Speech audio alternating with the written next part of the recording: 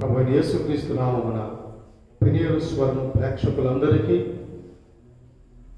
నా ప్రత్యేకమైన వందనాలు తెలియజేస్తూ ఉన్నాను. పెనియలు ప్రార్థనా మందిరం సంఘ కాపరి పాస్టర్ కంబాల జోలి ఆశీర్వాద్ ఇమ్మానియల్, మూలపేట, తూర్పుగోదావరి జిల్లా. ఈ మాధ్యమం ద్వారా అనేక పర్యాయాలు వాక్యమును ఈ రీతిగా అందించుటకు పరిశుద్ధాత్మ దేవుడు కృప చూపి ఉన్నాడు. మీరు విని ఆశీర్వాదం పొందుతున్నారని దేవుని సేవకునిగా ఎంతగానో సంతోషిస్తూ ఉన్నారు. ప్రార్థన చేసుకుందాం. దేవుని వాక్యాన్ని ధ్యానించే ముందు మహాపరిశుద్ధుడా, జీవంగల యేసయ్య, ఈ సమయంలో ప్రభువా నీ దాసుని ద్వారా నీ వాక్యాన్ని మీరు వినిపింపచేయమని, నీ దాసుని నోట నీ మాట నిలిపి మీరు మాట్లాడే మహిమ పొందమని సర్వశక్తి కలిగిన యేసయ్య పరిశుద్ధ నామమున ఈ ప్రార్థన సమర్పించి వేడుకొంచున్నాము తండ్రి, ఆమేన్. నా ప్రియమైన దేవుని బిడ్డలారా, దేవుని యొక్క వాక్యం 1వ సమూయేలు గ్రంథం 14వ అధ్యాయం 47 నుంచి 48 వచనాలలో దేవుని యొక్క వాక్యం ఇలాగున సెలవిస్తూ ఉన్నది. ఇలాగున సౌలు ఇశ్రాయేలును ఏలుటకు అధికారము నొందినవాడై నకముఖాల వారి శత్రువులైన మోయాబీయులతోనూ అమోనీయులతోనూ ఎదోమీయులతోనూ సోబాదేశపు రాజులతోనూ ఫిలిష్తీయులతోనూ యుద్ధము చేసెను. ఎవరి మీదికి అతడు పోయెనో వారినందరినీ ఓడించెను. మరియు అతడు దండును గూర్చి అమాలేకులను అంతము చేసి ఇశ్రాయేలీయులను కొల్ల సొమ్ముగా పెట్టిన వారి చేతిలో నుండి వారిని విడిపించెను. ఆ ప్రియమైనటువంటి దేవుని బిడ్డలారా, దేవుని వాక్యం ఎలాగో సెలవిస్తూ ఉంది. సౌలు ఇశ్రాయేలును ఏలుటకు అధికారం నొందిన వాడే. సౌలు అనేటువంటి మహారాజు ఇశ్రాయేలును ఏలుటకు అధికారం నొందిన వాడే.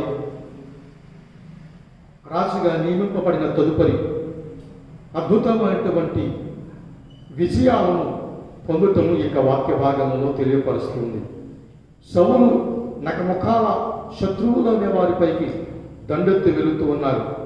వారిలో మోయాబీయులున్నారు, అమోనీయులున్నారు, ఎదోమీయులున్నారు, సోబాదేశపు రాజులున్నారు, ఫిలిష్తీయులున్నారు. ఇలాగున్నారు. అతడు ఎవరి మీదకి దండెత్తి వెళితే వారందరినీ ఓడించేటువంటి కృప పరిశుద్ధాత్మ దేవుడు ఇచ్చి ఉన్నాడని దేవుని యొక్క వాక్యం సెలవిస్తుంది. దేవుని బిడ్డలారా, సౌలుకి అంతటి కృప ఇవ్వబడటానికి గల కారణం ఏమిటి? సౌలు యొక్క చరిత్ర, సౌలు అనేటువంటి ఒక వ్యక్తి ఎలాగో రాజుగా అయ్యాడు, ఎలాగున తన యొక్క జీవన ప్రయాణం కొనసాగింది అని మనం ఆలోచన చేసినట్లయితే, దేవుని బిడ్డలారా, ఈ సమయంలో మనం ఆలోచించే సౌలు యొక్క తండ్రి పేరు కీషు. ఈ కీషు దగ్గర చాలా గాడిదలు ఉండేటువంటి, ఈ కీషు గాడిదలను పెంచేటువంటి వ్యక్తి, గాడిదలను పోషించేవాడు. చాలామంది చాలా రకరకాల జంతువులను పెంచుతూ ఉంటారు. కొంతమంది గొర్రెలు, కొంతమంది మేకలు, కొంతమంది ఆవులను, కొంతమంది గుర్రాలను ఇలాగున పెంచుతూ ఉంటారు. ఈ కీషు అనేటువంటి వ్యక్తి గాడిదలను పెంచేటువంటి వ్యక్తి, గాడిదలను పోషించేటువంటి వ్యక్తి. అటువంటి కాల సమయంలో దేవుని బిడ్డలారా గమనించండి, ఆయనకున్న గాడిదలు తప్పిపోయాయి. తప్పిపోయిన గాడిదలను వెతకటానికి తన కుమారుడైనటువంటి సౌలును కీషు పిలిపించాడు. పిలిపించి, నా కుమారుడా సౌలు, నీవు వెళ్ళి నీతో పాటు పనివారిని తీసుకుని వెళ్ళి తప్పిపోయిన గార్ధబొమ్మలను అనగా గాడిదలను తోడుకుని వచ్చి రమ్ము అని ఒక పనిని తండ్రి అయిన కీషు ద్వారా ప్రమాయించబడిన వాడే. సౌలు ఆ పని నిమిత్తము ఒక దాసుని తీసుకుని వెళ్ళినట్లుగా దేవుని యొక్క వాక్యం సెలవిస్తుంది. అలా వెళ్ళినటువంటి సౌలు ఎఫ్రాయిం యొక్క మన్యము అనగా ఎఫ్రాయిం ఏజెన్సీ, అలాగునే షాలిషా దేశమును మొత్తం అంతా కూడా ఎఫ్రాయిం మన్యం అంతా వెతికాడు, కనబడలేదు. షాలిషా దేశమున సంచరించి వెతికాడు, కనబడలేదు. దేవుని బిడ్డలారా గమనించండి, అలా వెతుకుతూ ఉన్నాడు. ఒక రోజంతా వెతికాడు, రెండవ రోజంతా వెతికాడు, మూడవ రోజు కూడా వెతుకుతూ ఉన్నాడు. అప్పుడు ఆలోచన కలిగి ఆందోళన చెందుతూ ఉన్నాడు సౌలు. నా తండ్రి అయిన కీషు ఈ పోయిన గాడిదల కొరకు చింతించకుండా ఒకవేళ నా కొరకు చింతపడతాడేమో అని ఒకవేళ బాధతో దుఃఖముతో నా తండ్రి ఇంటికి వెళ్ళి 3 దినాలు అయిపోయి 1వ రోజు అయిపోయింది, వెతుకుతున్నాం, దొరకలేదు గాడిదలు. 2వ రోజు వెతుకుతున్నాం, తప్పిపోయిన గాడిదలు దొరకలేదు. 3వ రోజు వెతుకుతున్నాం, ఒకవేళ మనం కనిపించలేదనేటువంటి చింత, గాడిదలు కనిపించలేదన్న చింత కన్నా నేను కనిపించలేదు, నేను తిరిగి రాలేదన్న ఒకవేళ చింత నా తండ్రి అయిన కీషుకు కలుగునేమో అని తన పనివాడితో సౌలు తెలియపరిచింది. అప్పుడు పనివాడు తన అంతరంగాన్ని విప్పి, అయ్యా, ఈ దేశములో దీర్ఘదర్శి ఉన్నాడు, అతను మాట అంటే మాట, అతను అవునంటే అవును, అది ఏదైతే చెబుతాడో ఆ మాట నెరవేరుతాడు. మనము ఆ వ్యక్తిని వెళ్ళి కలిసినట్లయితే తప్పిపోయిన మన గాడిదల వివరం, ఆ యొక్క మార్గం సుస్పష్టంగా అతను ఆరాధించే దేవుని దగ్గర విచారించి దీర్ఘదర్శి అయిన అతడు మనకు తెలియపరచునని దేవాది దేవుడు ఆ పనివాని ద్వారా సౌలుతో తెలియపరిచినాడు. దేవునికి స్తోత్రం. మన జీవితాల్లో అనేక రకాల అద్భుతమైనటువంటి టర్నింగ్ పాయింట్స్ ఉంటాయి. అలాగనే సౌలు జీవితంలో తన పనివాని ద్వారా గాడిదలను వెతుకులాటము, అడ్రస్ దొరకక, ఆచూకీ కనబడక తెలుసుకునటానికి తన ఆ జ్ఞానం సరిపడక దేవుని యొక్క జ్ఞానం కొరకు, దేవుని యొక్క కృప కొరకు వెతుకులాడు. మనము కూడా అనేక సందర్భాలలో మన ప్రయత్నాలు చేస్తూ ఉంటాం. మన ప్రయత్నాలు సఫలం కానప్పుడు మాత్రమే దేవుడు ఎక్కడ, దైవ సేవకుడు ఎక్కడ, దేవుని మందిరం ఎక్కడ అని ప్రయత్నాలు ప్రారంభిస్తాం. సౌలు యొక్క పనివారి యొక్క ప్రయత్నాలు పూర్తిగా జరిగిన పిమ్మట ఆ ప్రయత్నాలన్నీ సఫలము కాక విఫలమైపోయిన పిమ్మట దేవుని బిడ్డలారా, ఈ సమయంలో దేవుని సేవకునిగా మీకు మనం చేస్తున్నారు. పనివాని ద్వారా సూచించబడిన వాడే, పనివాని ద్వారా మార్గము ఎంచబడిన వాడే మనము దీర్ఘదర్శి దగ్గరికి పోతే మంచిదని ఆలోచన వచ్చినాడు. దేవునికి స్తోత్రం. హల్లెలూయా. 2 చేతులు పైకెత్తి మీరు చోటనే దేవుని నామాన్ని మహిమపరుస్తూ దేవునికి స్తోత్రం చెల్లించండి. హల్లెలూయా.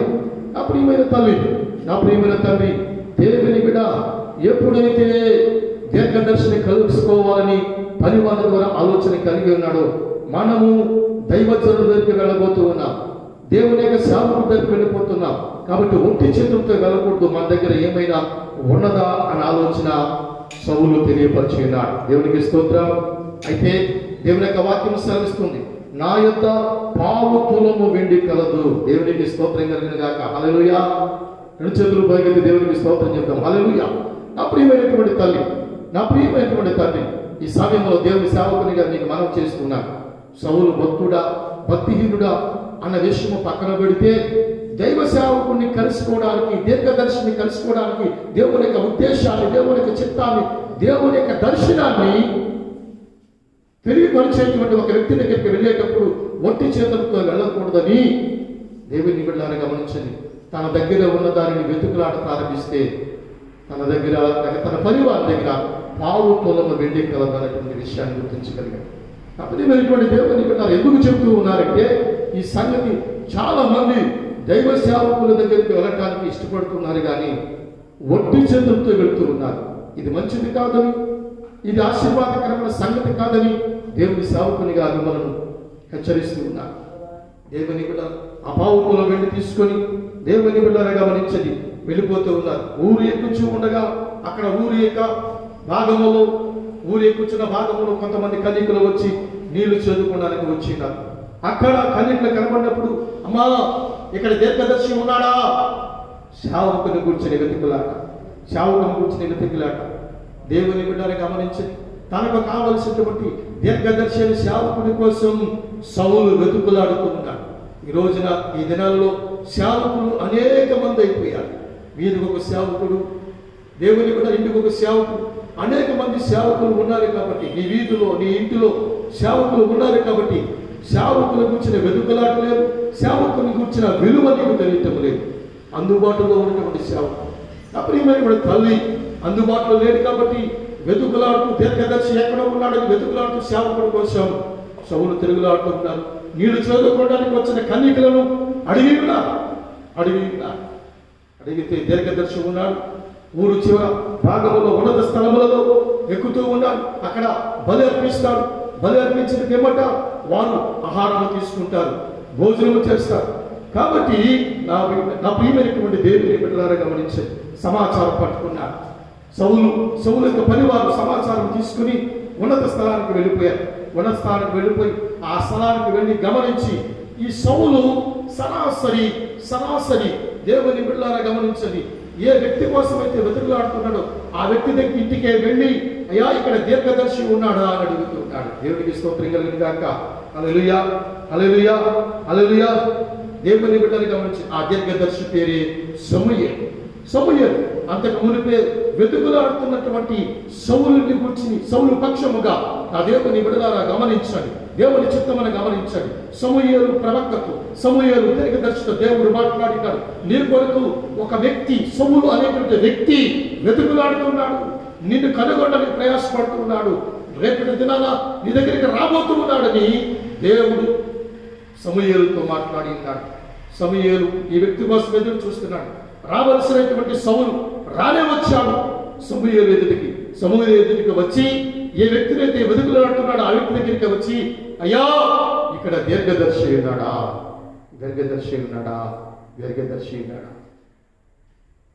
వెంటనే సమూయేలు, ఆ వ్యక్తిని నేనే. నువ్వు ఎందుచేత వెతుకులాడుతున్నావు? ఎందుచేత తిరుగుతున్నావు? అతని అవసరత, అతని అక్కర ఏమి సమూయేలుకు తెలియపరచక ముందే తప్పిపోయిన నీ గాడిదలు నీ వెతుకులాడుతున్నావు. ఆ గాడిదల కోసమే నీవు నీ యొక్క పనివాని యొక్క సలహా మేరకు, సూచన మేరకు నా దగ్గరికి వచ్చి ఉన్నావు. ఆ గాడిదలు దొరికినవి. కంగారు పడకు దేవుని బిడ్డ. ఆ దేవుడు నీతో మాట్లాడుతూ ఉన్నాడు. నీ గాడిదలు నీకు దొరికి ఉన్నవి. దేవునికి స్తోత్రం కలిగిన గాక. హల్లెలూయా, హల్లెలూయా, హల్లెలూయా, హల్లెలూయా. నా ప్రియమైనటువంటి దేవుని బిడ్డలారా గమనించండి, ఈ రోజున చాలా మంది మనుషులు తిట్టేటప్పుడు గాడిద అని తిడతారు. సాధారణంగా గాడిద అని కూడా తిట్టరు, అడ్డగాడిద అంటారు.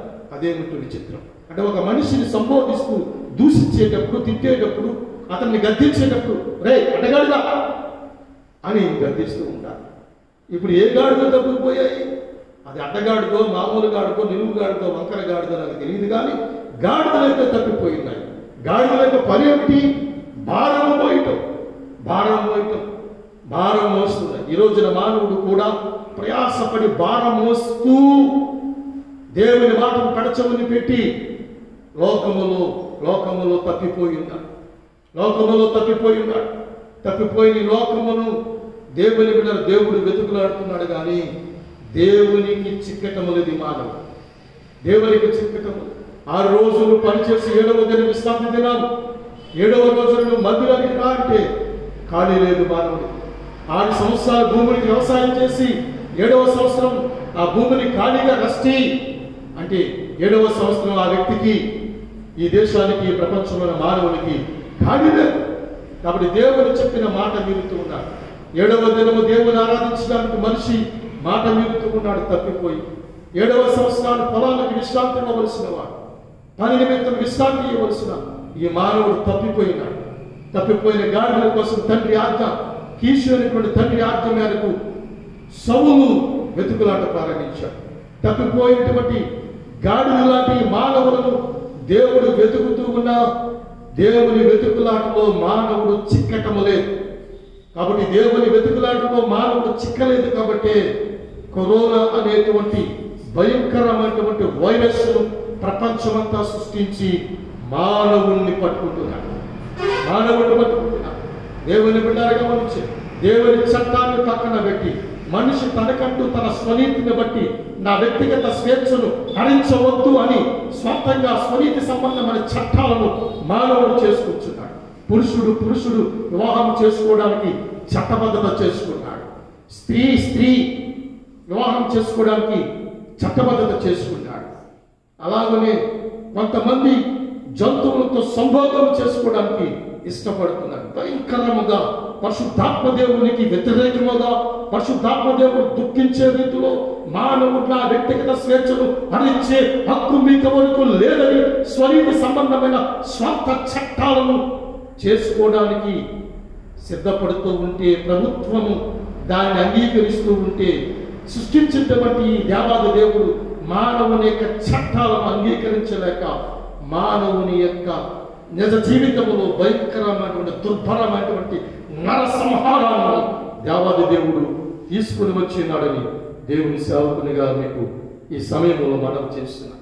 నా ప్రియమైనటువంటి దేవుని బిడ్డలారా, నా ప్రియమైన తల్లి, నా ప్రియమైన తండ్రి, గాఢబొమ్మలు దొరకబోతూ ఉన్నాయి. గాఢబొమ్మలు సౌలు రాజుకి దొరకబోతూ ఉన్నాయి. అప్పుడు అంటున్నాడు సమూయేలు ప్రవక్త, దీర్ఘదర్శి అయిన సమూయేలు, అయ్యా ఇశ్రాయేలు ఇంటి వారందరిలో నా ప్రియమైనటువంటి దేవుని బిడ్డరా, ఇశ్రాయేలు అభిష్టము ఎవరి యందు ఉన్నది? నీ యందును నీ తండ్రి ఇంటి వారి కదా అని సమూయేలు సౌలును కూర్చుమా. ఇశ్రాయేలు అభిష్టం నీ తండ్రి ఇంటి యందును నీ ఇంటి వారి యందు ఉన్నది. దేవాది దేవుడు నీ ఇంటిని నీ తండ్రి ఇంటిని గుర్తించబోతూ ఉన్నాడు, రికగ్నైజ్ చేయబోతున్నాడు. ఓ సౌలా అనగానే వెంటనే తన గొప్పతనముగా భావించింది. దేవుడు గణపరిచినప్పుడు, దేవుడు ఉన్నతమైన స్థితిని ప్రకటించినప్పుడు తన గొప్పతనంగా మనుషులు ఒక సేవకుడు గణపరిస్తే, లేకపోతే వాక్యము ద్వారా ఒక వ్యక్తిని గణపరిస్తే, దర్శనము ద్వారా, ప్రవచనము ద్వారా, వాక్యము ద్వారా దైవ సేవకుడు గణపరిస్తే అది మా స్వనీతి అని విర్రవీగేటటువంటి భక్తులు, విర్రవీగేటటువంటి విశ్వాసం ఈ కాలంలో అనేక మంది ఉన్నారు. నా ప్రియమైనటువంటి దేవుని బిడ్డలారా, అయితే సౌలు అంటున్నాడు, అయ్యో బెన్యామీను గోత్రము ఇశ్రాయేలు గోత్రంలో చాలా అల్పమైనది, నేను చాలా అల్పమైన వాడిని, అల్పుడును యోగుడును కాను. దేవుని బిడ్డలారా గమనించండి, ఎవరైతే తను తగ్గించుకుంటారో వారు మాత్రమే చూచేవారు. గాడిదల కోసం వెతుకాడడానికి వచ్చినటువంటి సౌలు దైవ దర్శనాన్ని ప్రవక్త అయిన సమూయేలు ద్వారా పొందుతున్నప్పుడు తను తగ్గించుకోవడం దేవుని యొక్క వాక్యంలో కనబడుతుంది. వెంటనే దేవుడు దర్శించిన వ్యక్తిని బహుమానంతో వెళ్ళాడు సౌలు. బహుమానం వెండిని తీసుకుని దైవసేవకులను దర్శించడానికి సమూయేలు దగ్గరికి వెళ్ళాడు. కానీ దేవుడు దర్శించిన వ్యక్తిని దైవ సేవకుడు కూడా గౌరవిస్తాడు.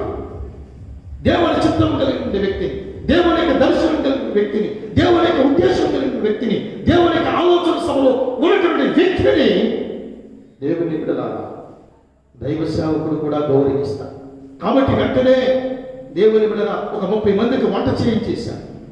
ఒక జంప అంతా కూడా, అది దేవుని బిడ్డలారా, అది మేకతో నాకు తెలియదు, గొర్రెతో నాకు తెలియదు, ఆవులో లేకపోతే ఎద్దుతో నాకు తెలియదు, కానీ ఒక జంప అంతా కూడా సౌలు దగ్గర పెడితే మరి ఆ రోజుల్లో ఎలా తినేవారే. కానీ ఆ వచనకర్త వడ్డించు ఉన్నప్పుడు మొత్తం జంప అంతా తినేసినట్లుగా దేవుని యొక్క వాక్యం సాగిస్తాం. ఆ దేవుని బిడ్డలారా గమనించి, ఒట్టి చేతులతో సౌలు సమూయేలు దగ్గరికి వెళ్ళలేదు, వెండిని తీసుకుని వెళ్ళాడు. దైవ దర్శనము దేవుని ఆలోచనలో ఉన్నటువంటి ఆ యొక్క సౌలును గమనించినటువంటి సమూయేలు 30 మందికి వెంటనే వంట తయారు చేసి ఆ వ్యక్తిని గౌరవించిన విధానం దేవుని యొక్క వాక్యంలో కనబడుతున్న. దేవుని బిడ్డ, దేవునికి స్తోత్రం కలుగును గాక. హల్లెలూయా, హల్లెలూయా. కొంతమంది ఉంటారు దేవుని చిత్తంలో ఉండరు, దేవుని దర్శనంలో ఉండరు, దేవుని ఆలోచన సభలో ఉండరు, దేవుని వాక్యంలో ఉండరు. కానీ సేవకుడి దగ్గర నుంచి గౌరవం కావాలి, సేవకుడి దగ్గర నుంచి మెప్పు కావాలి.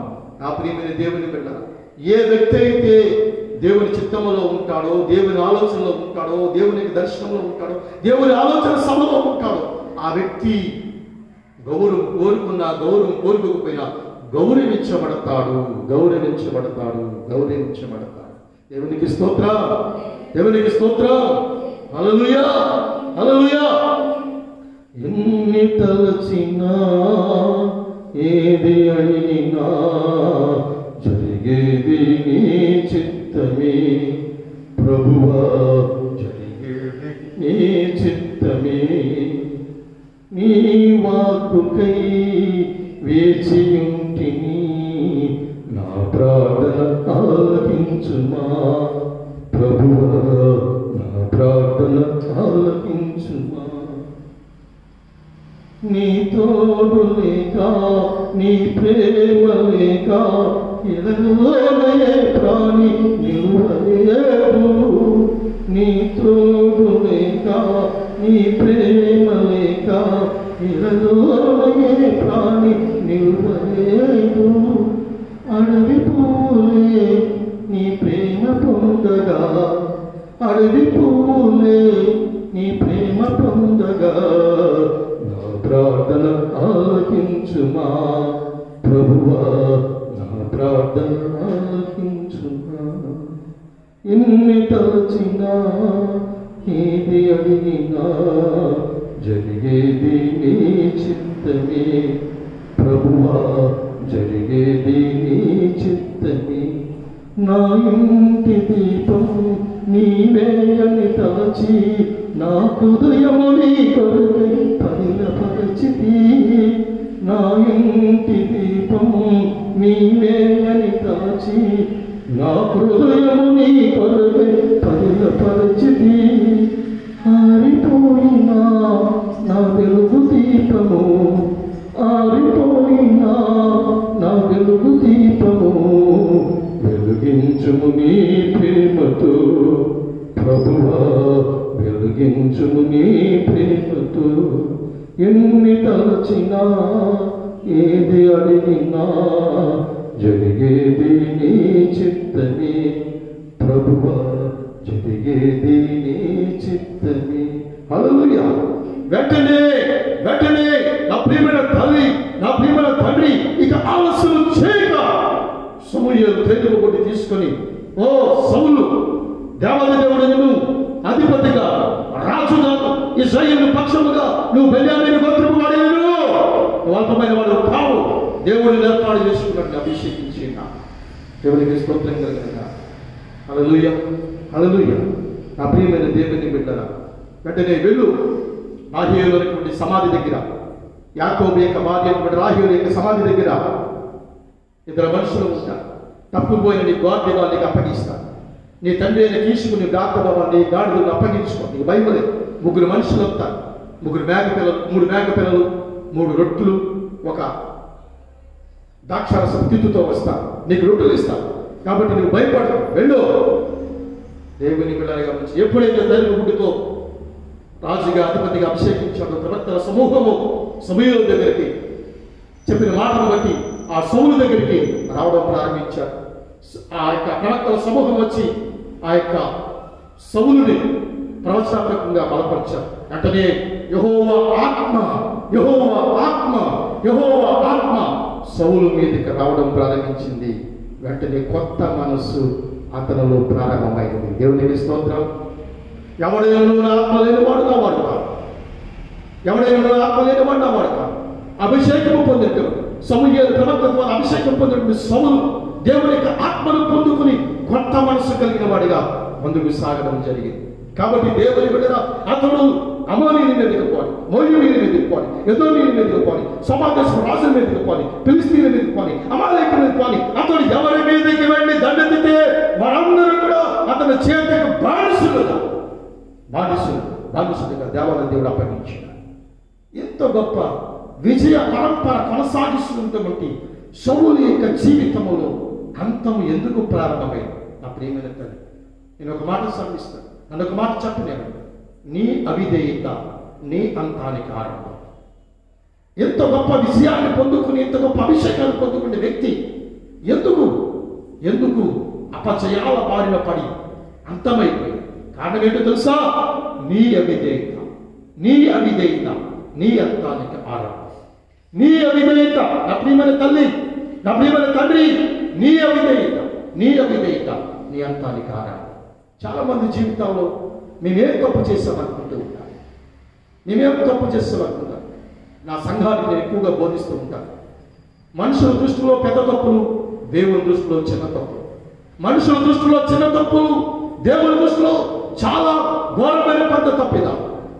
దేవుని బిడ్డలు గమనించి, దేవుని యొక్క వాక్యములో మనం గమనించినట్లయితే 1వ సమూయేలు గ్రంథం 13వ అధ్యాయం 8 నుంచి 13 వచనాలలో దేవుని బిడ్డలను గమనించి అక్కడ మీరు చదువుకోవచ్చు వివరంగా. 1వ సమూయేలు గ్రంథం 13వ అధ్యాయం 8 నుంచి 13 వచనాల్లో మనం చూసినట్లయితే అక్కడ వాక్యములో గమనించినట్లయితే దేవుని బిడ్డల ఫిలిస్తీయులు రాబోతున్నారు. గిల్గాలు దగ్గరికి ఫిలిస్తీయుల చేత ఇశ్రాయేలు పట్టబడాలటువంటి పరిస్థితుల్లోకి నెట్టబడుతున్నారు. జనులేమో చెదిరిపోతూ ఉన్నారు. కాబట్టి ఫిలిస్తీయులు వచ్చి గిల్గాల్లో చెదిరిపోతున్న ఇశ్రాయేలుని పట్టుకుంటారేమో. అయ్యో, దహన బలి అర్పించలేదు, దైవ సేవకుడు ఇంకా రాలేదు. కాబట్టి దైవ సేవకుడైనటువంటి సమూయేలు అర్పించవలసిన అర్పణ దహన బలి. నా ప్రియమైనటువంటి దేవుని బిడ్డలారా, తొందరపడి ఏదో నష్టం వాటిల్లిపోతుందని, ఏదో ఉపద్రవం ముంచుకొస్తుందని తొందరపడి నా ప్రియమైన దేవుని బిడ్డలారా, ఈ సమయంలో గమనించాను. సౌలు సాహసించి అని బైబిల్ గ్రంథంలో ఉంది. సాహసించి అంటే దైవ సేవకుడు చేసే పని ఒక విశ్వాసే కాదు, ఒక సంఘ పెద్దే కాదు, ఒక రాజే కాదు. నువ్వు ధనికుడువైనా, సంఘ పెద్దవైనా, రాజువైనా, మంత్రివైనా, ఎమ్మెల్యేవైనా, మినిస్టర్ని, ఒక దైవ సేవకుడు, దేవుని చేత ఏర్పాటు చేయబడిన ప్రవక్త, సంఘ కాపరి, యాజకుడు చేయవలసిన పని నీవు చేయకూడదు. అది శాపం. అది దేవుని యొక్క శాపం నీ మీద నీకు వస్తుంది. ఈ రోజున దైవ సేవకుడు చేయవలసిన పని దైవ సేవకుడు చేయనివ్వకుండా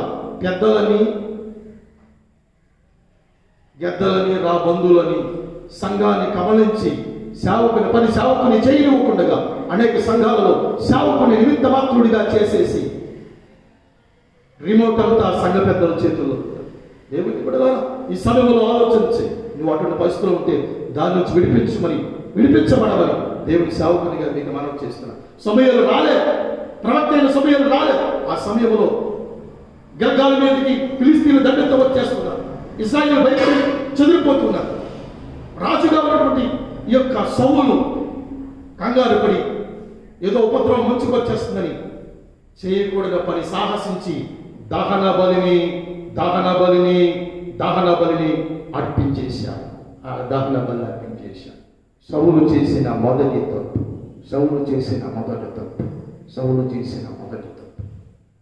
దానివల్ల ఏమైందో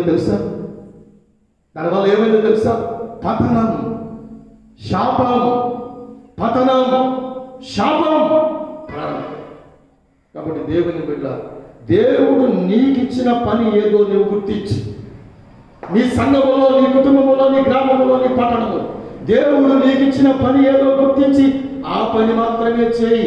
ఇతరుల పనిలోకి నీవు చొరబడతో. నీ పని ఏదైతే ఉందో అది నువ్వు జరిగిస్తే దేవుడిని దీవిస్తాడు.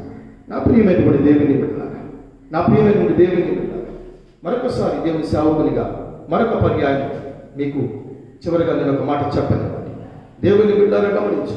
1వ సమూయేలు 15వ అధ్యాయం 3-8-9 వచనాలు దేవుని యొక్క వాక్యం అక్కడ సెలవిస్తూ ఉంది. దేవుని బిడ్డలారా గమనించు. అక్కడ వాక్యములో అగగనే రాజు ఉన్నాడు. ఆ రాజు మీదకి దండెత్తమంటున్నాడు.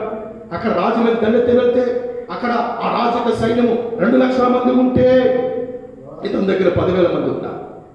అమాలేకుల పట్టణంలో 2 లక్షల మంది అమాలేకులు ఉంటే 2 లక్షల మంది అమాలేకులు ఉంటే యోధా వారు మాత్రం 10,000 మంది ఉన్నారు. వాళ్ళ దండెత్తి రాబోతూ ఉన్నారు. ఆయనను దైవజనుడికి సమూయేలు తెలియపరిచిన వెళ్ళమన్నాడు. దేవుని యొక్క దర్శనం, దేవుని యొక్క మాట పొందుకుని వెళ్ళమన్నాడు. అక్కడికి వెళ్ళి ఆ రాజును, ఆ ప్రజలను, వారి ఉన్న గొర్రెలను, ఎడ్లను వాటన్నిటిని కూడా హతము చేసి రా అని దేవుడు దైవ దర్శకుడైనటువంటి దీర్ఘదర్శనుడు సమూయేలు ద్వారా సౌలు హెచ్చరించబడినాడు. వెళ్ళి ఉన్నాడు. దేవుడు గొప్ప విజయాన్ని ఇచ్చినాడు. అక్కడ అమాలేకులు 2 లక్షల మంది ఉన్నారు, ఇటుపక్క 10,000 మంది ఉన్నారు. మొత్తం అందరూ కూడా పట్టబడ్డారు. అయితే శారీరక సంబంధమైన మనసు, శరీర సంబంధమైన ఆశీర్వాదం, మంచి క్రొవ్విన ఎద్దులను, గొర్రెలను, మేకలను, ఎడ్లను అవి హతము చేయకుండా తీసి తెచ్చుకొని వీరి యొక్క దొడ్లలో దాచుకొని ఉన్నారు. వెంటనే దేవుడు సమూయేలుతో మాట్లాడి ఉన్నారు. దేవుడు మాట్లాడి, మొదటి తప్పు అర్పించకూడదు, అర్పణ అర్పించాడు.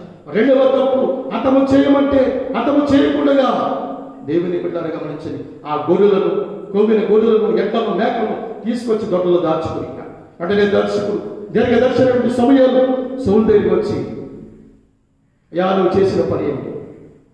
దేవుడు గొప్ప విజయం ఇచ్చిన గొప్ప శత్రువులందరినీ హతం చేయడానికి దేవుడు సహాయం చేశాడు. అయితే నాకు వినిపిస్తున్న గొర్రెల శబ్దం ఎక్కడిది? నాకు వినిపిస్తున్న మేకల శబ్దం ఎక్కడిది? నాకు వినిపిస్తున్న ప్రభుని ఏక శబ్దం ఎక్కడిది? అయ్యా అవి నేను దాచిపెట్టిన మాట వాస్తవమే, అది నా కొడుకు కొరకు కాదు. బలి అర్పించినప్పుడు దేవునికి నేను ఇవ్వబడ్డాను. ఈ రోజున చాలా మంది అతి తెలుగులేని విశ్వాసం ఇదే చెప్తున్నారు. ఎందుకు పోయావయ్యా ఉద్యోగానికి? ఆదివారం ఉద్యోగం చేస్తే దేవుని కానికి ఇవ్వగలను కదండి. ఎందుకు పోయావయ్యా వ్యాపారం? ఎందుకయ్యా వ్యాపారానికి పోయావు? వ్యాపారం చేస్తే వచ్చి డబ్బులు వచ్చి కానికి ఇవ్వగలను. ఎందుకు పోయావయ్యా చేపల వేటకి? ఎందుకు పోయావా దేవుని యొక్క దినము చేపల చెరువుకి? అంటే వ్యాపారము, కూలి పని, చెరువులు, ఉద్యోగాలు, వ్యాపారాలు, దేవుని దినము, దేవుని ఆరాధించవలసిన దినములు వెళ్తున్నారు. సేవకుడు అడిగితే వచ్చిన దానిలోంచి దేవునికి ఇవ్వడానికి కదండి చెప్తున్నా. ఆ కొవ్విన మేకలు, గొర్రెలు, ఎడ్డలు వచ్చి ఆ మిగిల్చిన నా కొడుకు కోసం కాదో దేవునికి ఇవ్వడానికి అని చెప్పాడు. కానీ దేవుడు సమ్మతించాడు. 6 దినాలలో నువ్వు కష్టపడిన కష్టార్జితంలో నుంచి మాత్రమే నువ్వు దశమ భాగం తీసి దేవుడికి ఇవ్వాలి. దేవుని దినం 7వ దినం ఆదివారం దేవునికి ఇవ్వాలి. కనుక ఈ 2 తప్పిదాలను దేవుడు ఇక పట్టుకోలేదు. సమయంలో రాజుగా ఉండటానికి సౌలు అర్హుడు కాదు. అతని రాజ్యం అతని దగ్గర నుంచి తీసివే. దేవుని బిడ్డలు గమనించండి, చాలా చిన్న తప్పులే చేశాడు, కానీ దేవుని దృష్టిలో ఘోరమైన తప్పిదా. అతని అవిధేయత అతని అంతానికి ఆరంభమై తన రాజ్యం తన దగ్గర నుంచి తీసివేయబడింది. తన దగ్గర ఉన్నటువంటి సమీపస్తుడైనటువంటి ఇశ్రాయేలులో యెషయా కుమారులు కనిష్ఠుడైన ఎన్నో వాడైనటువంటి గాడిదలు కాసుకున్నటువంటి సౌలును రాజుగా చేసిన వాడు ఈసారి గొర్రెలు కాసుకునేటువంటి గొర్రెల కాపుడైన దావీదుకి ఆ అవసరం, ఆ ఆవశ్యకత, ఆ ఆశీర్వాదాలు మళ్ళీ ఇదే సమయం ద్వారా దేవుడు ఏర్పాటు చేసిన. దేవుని బిడ్డ, నీవు ఆశీర్వదించబడుతున్నావా? హరించిపోతున్నావా? సౌలు తన తప్పిదాలను గుర్తించలేని వాడిగా, తన ఏదో కరెక్ట్ చేస్తున్నాడు, వివేచన లేనివాడు, వివేచన రాహిత్యంతో తన తప్పిదాలు తను చేసుకుంటూ పోయాడు. కాబట్టి సౌలు అనేక సంవత్సరాలు ఇశ్రాయేలు మీద రాజుగా ఉండవలసిన వాడు కొద్ది దినాలకి తన రాజ్యరేఖను, తన అధికారాన్ని కోల్పోయాడు. తన వంశం కూడా తర్వాత కాలంలో దిక్కులేని వారిగా, మరొకరు పంచన చేరేవారిగా, మరొకరు పోషించేవారిగా, మరొకరు దీక్ష పడితే బతికేవారిగా రాబో కాలంలో వారి జీవితం అలా ముగించిపోయింది. దేవుడు ఇచ్చిన ఆజ్ఞ, దేవుడు ఇచ్చిన కట్టడ, దేవుడు ఇచ్చిన వాక్యం, దేవుడు ఇచ్చిన ఉపదేశం 100% పాటించు, దేవుడు నిన్ను దీవిస్తాడు. ఇది చిన్న తప్పే కదా అని తప్పు మీద తప్పు నువ్వు చేసుకుంటూ పోతూ ఉంటే నీ పతనం వెంబడి పతనం నీతో ఆగిపోదు, నీ వంశాన్ని కూడా చుట్టుముట్టేస్తాడు. కాబట్టి జాగ్రత్త. ఈ వాక్యం మీద నీ హృదయాన్ని దేవుని ఎదుట సిద్ధపరచుకొని ప్రార్థించడానికి నీవు ఇష్టపడినట్లయితే ఈ ప్రార్థన నాతో ఏకీభవించు. దేవుని మాటకు విధేయత చూపి దేవుని సంతోషపెట్టే కుమారుడిగా, దేవుని సంతోషపెట్టే కుమార్తెగా ఉండాలని కోరుకుంటూ దేవుని సేవకుడిగా ఈ మాటలు తెలియజేస్తున్నాను. మీ ప్రార్థన అవసరాల కొరకు నా సెల్ నంబర్ 9849774835. మరొకసారి ఈ ప్రార్థన అవసరాల కొరకు నా సెల్ నంబర్ 9849774835. ప్రార్థన చేసుకోండి. మహాపరిశుద్ధ రాజ్యంలో యేసయ్య, అవిధేయత అంతానికి ఆరంభం. సౌలు యొక్క అవిధేయత తన అంతమైపోవడానికి, తన వంశావళి శాపగ్రస్తమైపోవడానికి కారణమైందని మీ దాసుని వారిని మాట్లాడుకోమన్నారు. మేము విధేయత కుమార్తెలుగా మీకు సహాయం చేయండి. ఈ కరోనా బారిన పడకుండా మా దేశాన్ని, మా రాష్ట్రాన్ని, మా గ్రామాన్ని, మా పట్టణాన్ని కాపాడండి. ఈ వాక్యమైన బిడ్డలందరినీ మీరు దీవించమని యేసు పరిశుద్ధ నామమున ప్రార్థన సమర్పించి వేడుకుంటున్నాం తండ్రి. ఆమేన్.